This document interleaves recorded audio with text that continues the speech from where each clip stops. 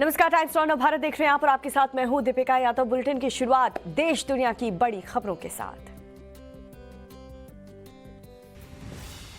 Delhi NCR में प्रदूषण के मसले पर आज सुप्रीम कोर्ट में फिर सुनवाई होगी। शनिवार को सुनवाई में कोर्ट ने प्रदूषण के बढ़े हुए स्तर पर चिंता जाहिर करते हुए केंद्र सरकार को फटकार लगाई थी। साथ ही कोर्ट ने प्रदूषण से निपटने के लिए तत्काल उपाय के तौर पर दिल्ली एनसीआर में 2 दिन का लॉकडाउन लगाने की सलाह भी दी थी। आज सुप्रीम कोर्ट ने केंद्र और सभी राज्यों को प्रदूषण कम करने के कदमों पर आपात बैठक में लिए गए फैसलों के बारे में जानकारी मांगी है। वहीं प्रदूषण के खतरे को देखते हुए दिल्ली में 1 हफ्ते के लिए सभी स्कूलों को बंद कर दिया गया है। ये फैसला शनिवार को सुप्रीम कोर्ट से फटकार लगाए जाने के बाद दिल्ली सरकार की ओर से लिया गया। उस दिन सीएम केजरीवाल ने प्रदूषण रोकने के लिए आनन फानन में 4 बड़े ऐलान किए, जिनमें पहला, दिल्ली में आज से 1 हफ्ते तक स्कूल बंद रहेंगे। दूसरा, दिल्ली में 17 नवंबर तक कंस्ट्रक्शन एक्टिविटी पर रोक रहेगी। तीसरा, सरकारी दफ्तरों में 100% वर्क फ्रॉम होम लागू होगा। चौथा, प्राइवेट दफ्तरों को भी ज्यादा से ज्यादा वर्क फ्रॉम होम लागू करने की एडवाइजरी दी गई है। कांग्रेस महासचिव प्रियंका गांधी ने यूपी विधानसभा चुनाव के लिए अपनी पूरी ताकत झोंक दी है, जिसके तहत आज वो एक बार फिर वहां पार्टी नेताओं और कार्यकर्ताओं के साथ चुनाव को लेकर चर्चा करने वाली हैं। प्रियंका गांधी आज मुरादाबाद जाएंगी, जहां वो कांग्रेस की पदाधिकारी प्रतिज्ञा सम्मेलन में शामिल होंगी। ये कार्यक्रम रामलीला मैदान में होगा। इस सम्मेलन में पश्चिमी यूपी के 12 जिलों के पदाधिकारी शामिल होंगे। इसके अलावा पूर्व सांसद, पूर्व विधायक भी सम्मेलन में शामिल होंगे। सभी पदाधिकारियों को इस सम्मेलन में सुबह 11 बजे पहुंचने के लिए कहा गया है। यूपी में कांग्रेस प्रियंका गांधी के सहारे अपनी सियासी जमीन फिर तैयार करने में जुटी है। 10 अक्टूबर को प्रियंका गांधी ने प्रधानमंत्री नरेंद्र मोदी के संसदीय क्षेत्र वाराणसी में किसान न्याय रैली करके प्रदेश में चुनावी बिगुल फूंका था। इसकी अगली कड़ी में अब पार्टी पदाधिकारी प्रतिज्ञा सम्मेलन करा रही है। केंद्रीय वित्त मंत्री निर्मला सीतारमण आज सभी राज्यों के मुख्यमंत्री और वित्त मंत्रियों के साथ बैठक करेंगी। इसके अलावा केंद्र सरकार के विभिन्न मंत्रालयों के सचिव, राज्यों के मुख्य सचिव और वित्त सचिव भी बैठक में शिरकत करेंगे। बैठक में इकोनॉमी की मौजूदा रफ्तार को बढ़ाने पर मंथन किया जाएगा। बताया जा रहा है कि मीटिंग में सुधार केंद्रित कारोबारी माहौल बनाने और निवेश को आकर्षित करने के तरीकों पर चर्चा होगी, जिससे देश में आर्थिक विकास को प्रोत्साहन दिया जा सके। ये बैठक आज दोपहर 3 बजे वर्चुअली होगी। वित्त वर्ष 2020-21 में कोरोना महामारी की वजह से भारतीय अर्थव्यवस्था में 7.3% की गिरावट आई थी। वहीं चालू वित्त वर्ष की पहली अप्रैल-जून की तिमाही में भारतीय अर्थव्यवस्था 20.1% की दर से बढ़ी है। चालू वित्त वर्ष के पहले 4 महीनों में देश में 64 अरब डॉलर का प्रत्यक्ष विदेशी निवेश यानी FDI आया है। पश्चिम बंगाल में आरएसएस के विस्तार की कवायद तेज कर दी गई है और आज इसी कड़ी में संघ प्रमुख मोहन भागवत 3 दिनों के बंगाल दौरे पर कोलकाता पहुंच रहे हैं। वो 15 से 17 नवंबर तक पश्चिम बंगाल के दौरे पर रहेंगे। इस दौरान मोहन भागवत पूर्वोत्तर के राज्यों में शाखा विस्तार कार्यक्रम को गति देंगे। अपने इस दौरे में वो संगठन की कई बैठकों में शामिल होंगे। इस दौरान हाल में दुर्गा पूजा के दौरान बांग्लादेश में हिंदुओं पर हुए हमले और पश्चिम बंगाल में हिंदुओं की सुरक्षा को लेकर चर्चा होने की संभावना है। खबर है कि 2024 में होने वाले लोकसभा चुनाव से पहले आरएसएस बंगाल के सभी वार्ड में अपनी शाखा खोलना चाहता है। माना जा रहा है कि मोहन भागवत इस बाबत सूबे में आरएसएस के विभिन्न विभागों के प्रमुखों के साथ बातचीत करेंगे। बंगाल विधानसभा चुनाव में बीजेपी की हार के बाद उनका ये पहला बंगाल दौरा है।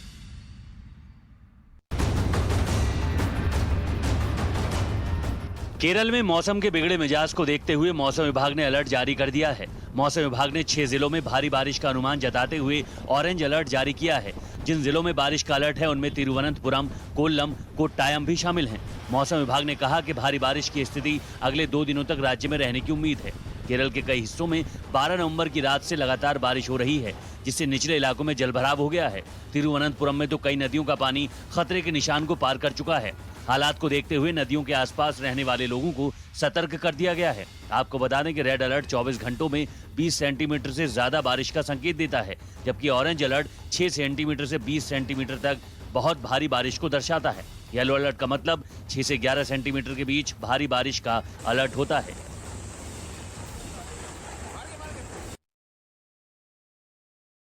और अब देखिए राज्य की बड़ी खबरें।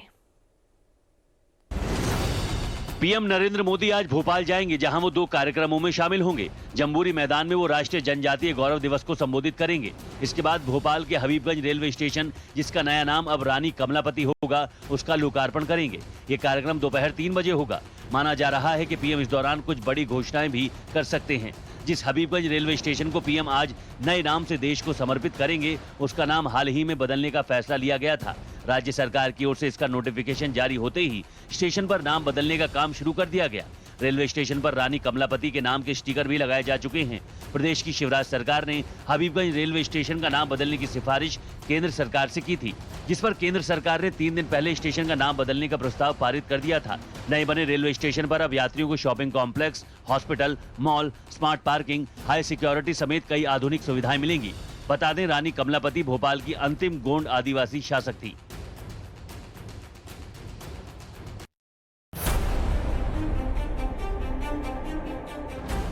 बढ़ते प्रदूषण से दिल्ली ही नहीं बल्कि हरियाणा का भी बुरा हाल है, जिसे देखते हुए हरियाणा सरकार को स्कूलों को बंद करने का फैसला लेना पड़ा। गुरुग्राम, फरीदाबाद, सोनीपत और झज्जर में 17 नवंबर तक के लिए सभी स्कूलों को बंद कर दिया गया है। इसके अलावा सरकार ने इन सभी शहरों में हर तरह के निर्माण कार्यों पर रोक लगा दी है। राज्य सरकार ने रविवार को इस संबंध में आदेश जारी कर दिए थे। ये फैसला मौसम विभाग के उस अनुमान के बाद लिया गया जिसमें 1 हफ्ते तक इसी तरह के हालात बने रहने का अनुमान जताया गया था, जिसे देखते हुए दिल्ली सरकार की तर्ज पर हरियाणा सरकार ने भी कर्मचारियों को घर से ही काम करने की सलाह दी है। साथ ही ये भी निर्देश दिए हैं कि 10 या 15 साल से ज्यादा पुरानी गाड़ियों की कड़ाई से प्रदूषण जांच की जाए। यही नहीं, प्रदूषण फैलाने वाली गाड़ियों को सरकार ने जब्त करने के आदेश भी दिए हैं।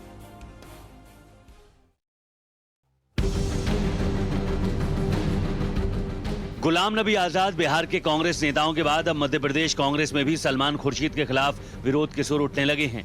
बैतूल से कांग्रेस विधायक नीले डागा ने सलमान खुर्शीद की किताब पर सख्त ऐतराज जताया और आलाकमान से उन्हें पार्टी से बाहर निकालने की अपील की।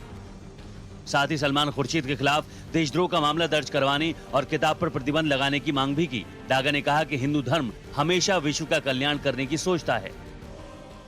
बिल्कुल गलत मानते हैं और हम इसका पुरजोर विरोध करते हैं। हिंदू कभी आतंकवादी हो ही नहीं सकता। पहली चीज़, हिंदू धर्म में आतंकवाद सिखाया नहीं जाता है। हिंदू धर्म में ये सिखाया जाता है कि कोई मेहमान भी आता है तो उसको सर पे बैठाया जाए, भगवान के समान रखा जाता है। दरअसल सलमान खुर्शीद ने अपनी किताब सनराइज ओवर अयोध्या में हिंदुत्व की तुलना आतंकवादी संगठन बोको हरम और ISIS से की है, जिसके बाद से ही वो अपनी पार्टी के नेताओं के निशाने पर आ गए हैं। कांग्रेस के अंदर अब सलमान खुर्शीद को लेकर बगावत शुरू हो चुकी है। उन्हें कांग्रेस से बाहर करने की मांग उठने लगी है।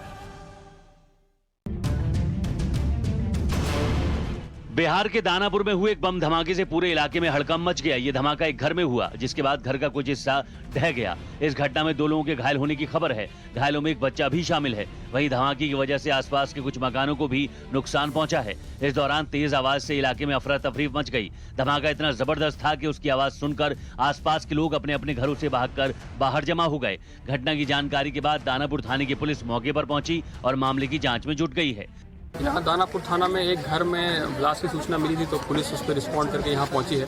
यहाँ देख रहे हैं कि घर में ईंट पत्थर टूटा हुआ है ब्लास्ट के कारण, और इसमें 2 लोग इंजर्ड हैं जिनका भी इलाज चल रहा है PMCH में।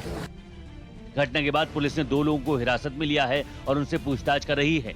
धमाके की असल वजह क्या है, फिलहाल ये साफ नहीं हो सका है। पुलिस इस बात का पता लगाने में जुटी है।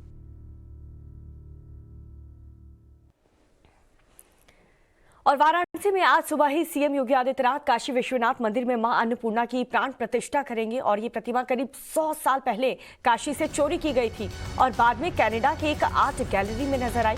और अब भारत सरकार के प्रयासों से ये एक बार फिर से काशी लौटी है। दिल्ली से वाराणसी भेजी गई मां अन्नपूर्णा की ये प्रतिमा एक यात्रा के जरिए उत्तर प्रदेश के 18 जिलों से होकर के आई है।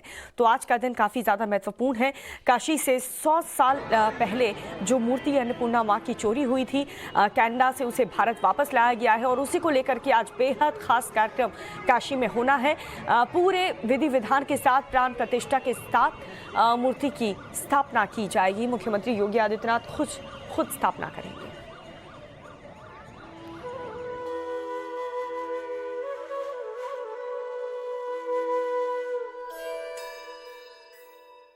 मां अन्नपूर्णा यानी अन्न की, पोषण की देवी।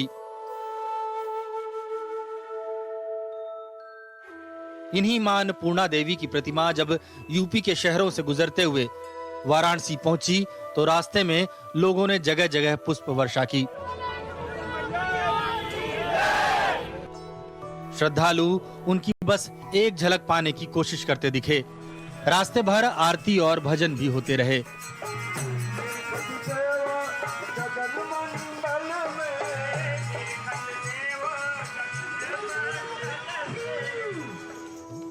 आज वाराणसी के काशी विश्वनाथ मंदिर में मां अन्नपूर्णा की प्राण प्रतिष्ठा की जाएगी। ये शुभ काम खुद मुख्यमंत्री योगी आदित्यनाथ के हाथों से होगा। लेकिन वाराणसी से ही चोरी हुई मां अन्नपूर्णा की मूर्ति की घर वापसी अपने आप में एक लंबी कहानी है। मां अन्नपूर्णा की ये प्रतिमा करीब 100 साल पहले काशी से चोरी हुई। इसके बाद ये मूर्ति कनाडा के रेजाइना के मैकेंजी आर्ट गैलरी पहुंच गई, जहां भारतीय मूल की आर्टिस्ट दिव्या मेहरा ने इसे देखा। इसके बाद उन्होंने अध्ययन किया तो पता चला कि 1913 में काशी से ऐसी मूर्ति गायब हुई थी। बाद में भारत सरकार की पहल पर इसे भारत लाने की प्रक्रिया शुरू की गई। पिछले साल ये प्रतिमा कनाडा में भारत के उच्चायुक्त को दी गई। इसके बाद इसी साल 15 अक्टूबर को मां अन्नपूर्णा की प्रतिमा भारतीय पुरातत्व सर्वेक्षण को मिली और फिर 11 नवंबर को इस मूर्ति को यूपी सरकार को सौंपा गया। दिल्ली में मां अन्नपूर्णा की मूर्ति यूपी सरकार को सौंपे जाने के वक्त संस्कृति राज्य मंत्री मीनाक्षी लेखी ने सांस्कृतिक धरोहरों को वापस लाने के लिए पीएम मोदी का आभार जताया था। काशी क्षेत्र के सांसद होने के नाते उन्होंने काशीपुरी के प्रति अपना जो सबसे बड़ा वायदा था उसको पूरा किया। मां अन्नपूर्णा काशी की महारानी कही जाती हैं। मां अन्नपूर्णा की मूर्ति को दिल्ली से काशी लाने के लिए एक यात्रा निकाली गई, जो यूपी के 18 जिलों से होकर वाराणसी पहुंची, जिनमें अलीगढ़, लखनऊ, अयोध्या, जौनपुर शामिल हैं। जब आज मां अन्नपूर्णा की प्राण प्रतिष्ठा हो रही है तो आपको बता दें कि इस मूर्ति में क्या खास है। ये 8वीं सदी की मूर्ति है जो बलुआ पत्थर से बनी है। इसमें मां अन्नपूर्णा के एक हाथ में खीर का कटोरा, दूसरे में चम्मच है। ये मूर्ति 17 सेंटीमीटर ऊंची और 9 सेंटीमीटर चौड़ी है। यात्रा के लिए बड़े आकार में हूबहू वैसी ही मूर्ति भी बनवाई गई है। काशी में मां अन्नपूर्णा की घर वापसी मोदी सरकार के उन प्रयासों का नतीजा है जिसके तहत दुनिया भर में भारत से गई मूर्तियों और दूसरी धरोहरों को वापस लाया जा रहा है। ब्यूरो रिपोर्ट, टाइम्स नाउ नव भारत। पीएम मोदी आज भोपाल के दौरे पर जाएंगे और पीएम यहां पर जनजातीय गौरव दिवस महासम्मेलन में शिरकत करेंगे। इस दौरान राशन आपके ग्राम योजना के शुभारंभ और 50 एकलव्य मॉडल आवासीय विश्वविद्यालय की आधारशिला रखने के साथ कई अन्य पहल की भी शुरुआत की जाएगी। इसके बाद दोपहर में पीएम रानी कमलावती रेलवे स्टेशन का उद्घाटन करेंगे। तो भोपाल के दौरे पर हैं प्रधानमंत्री नरेंद्र मोदी और उनके कार्यक्रम को लेकर के आपको बता दें, प्रदर्शनी का उद्घाटन पीएम मोदी करने वाले हैं। इसके अलावा राशन आपके द्वार योजना के तहत वाहन की चाबी भी पीएम सौंपेंगे और 14 योजनाओं का लोकार्पण करेंगे।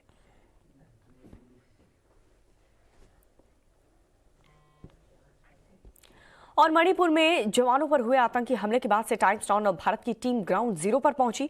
पुलिस और सेना के जवान सर्च ऑपरेशन में जुटे हुए हैं और जंगल में आतंकियों की तलाश ड्रोन से हो रही है। आर्मी की टेक्निकल टीम इलाके की तलाशी ले रही है और इलाके में अभी भी कई जिंदा बम पड़े हुए हैं।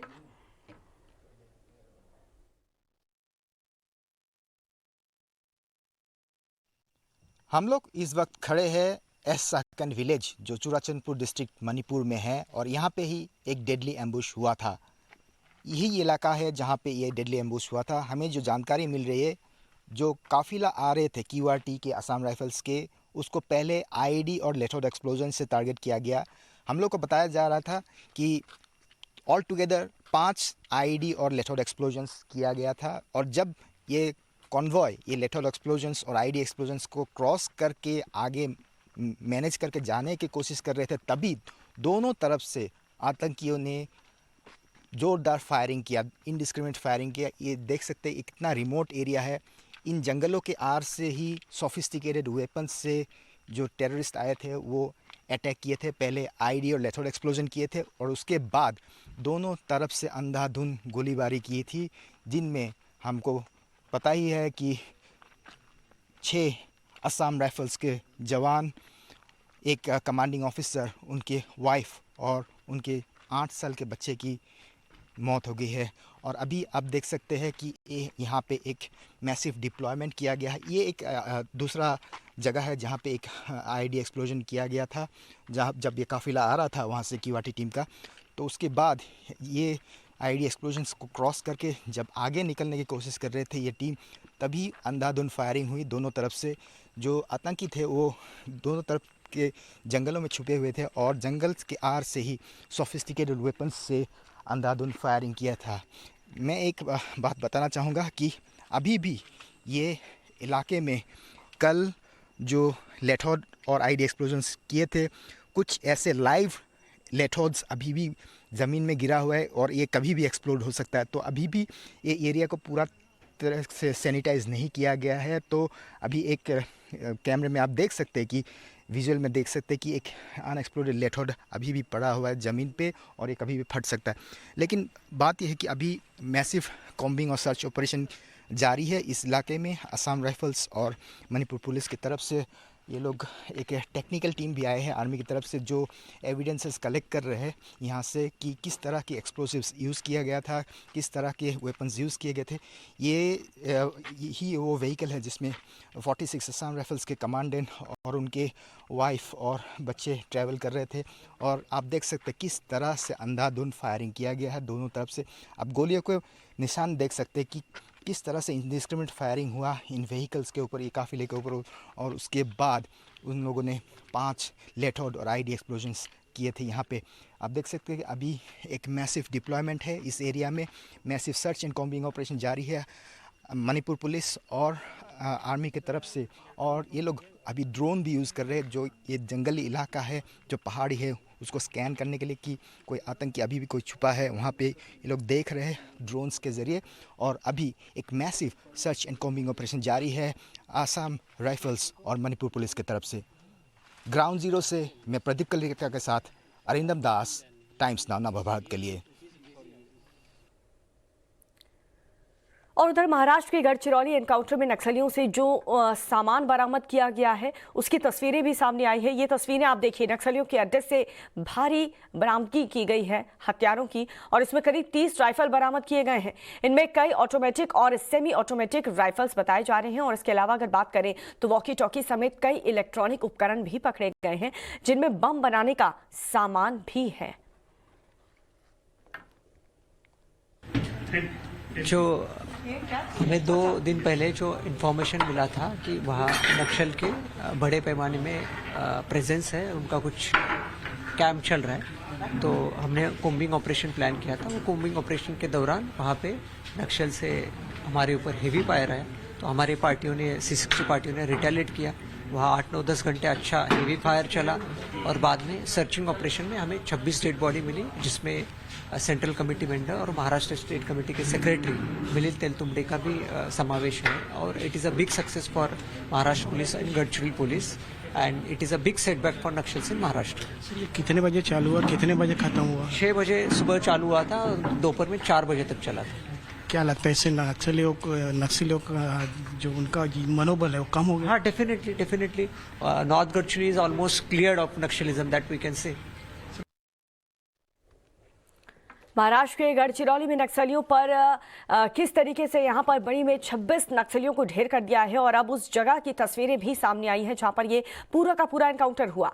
देखिए, एनकाउंटर साइट पर नक्सलियों के सामान बिखरे पड़े हैं, जंगल में जूते, कपड़े, बैग, बर्तन पड़े हुए हैं।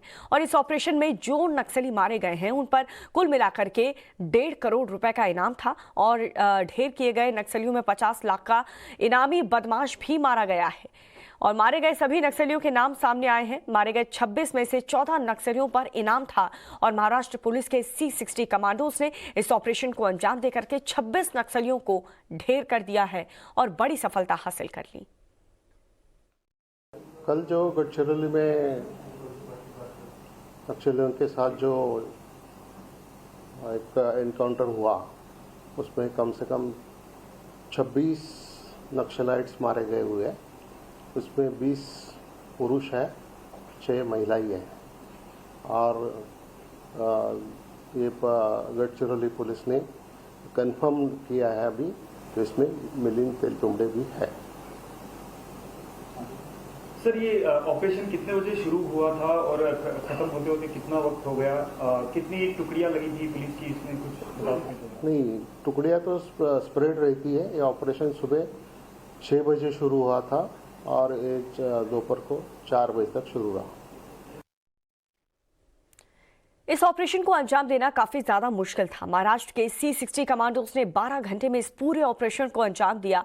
गुरिल्ला वॉरफेयर में माहिर ये जवान क्यों नक्सलियों के सबसे बड़े दुश्मन हैं? देखिए कौन है C60 कमांडो और कैसे तैयार होते हैं ये जवान इस रिपोर्ट में।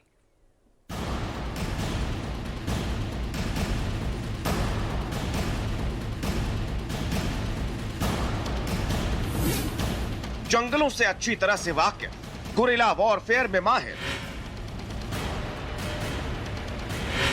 नक्सलियों पर नक्सलियों के स्टाइल से वार। यही है C60 या यूं कहें क्रैक कमांडो की खासियत।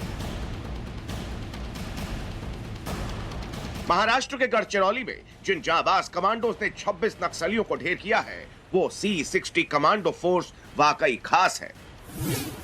1992 में C60 कमांडो फोर्स तैयार की गई थी। इस फोर्स में महाराष्ट्र पुलिस के चुनिंदा जवानों को तैनात किया गया। हैदराबाद, बिहार और नागपुर में इन कमांडोज की ट्रेनिंग होती है। क्रैक कमांडो फोर्स में लोकल लेवल पर रिक्रूटमेंट की जाती है। C60 की शुरुआत 15 टीमों के साथ हुई, जो अब बढ़कर 24 के पार चली गई है।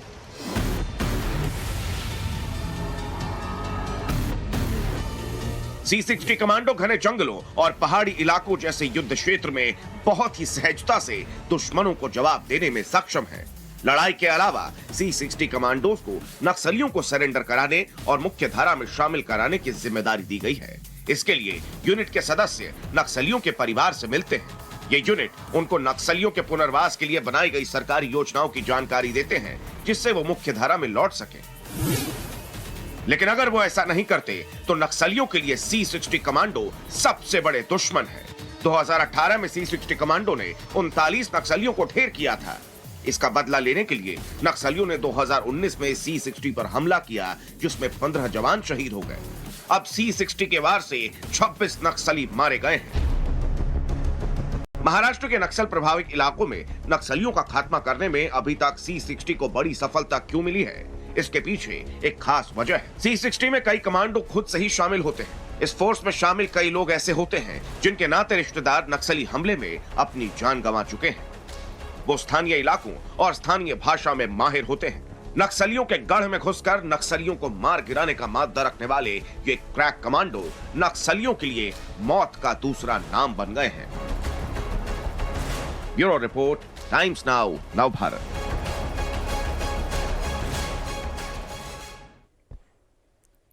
और इसी के साथ फिलहाल रुक रही छोटी सी ब्रेक के लिए देखते रहिए टाइम्स नाउ, नव भारत।